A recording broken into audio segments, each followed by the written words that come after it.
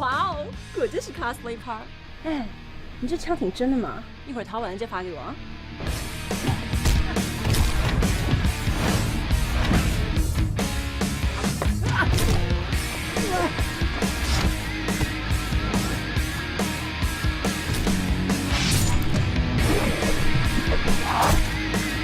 আমি রিচার্লিসনের মতন কোনো মেয়ের দিকে তাকাবো না। আমি ফিলিপে কুতিনিওর মতন কখনোই তোমার জীবন থেকে হারাবো না।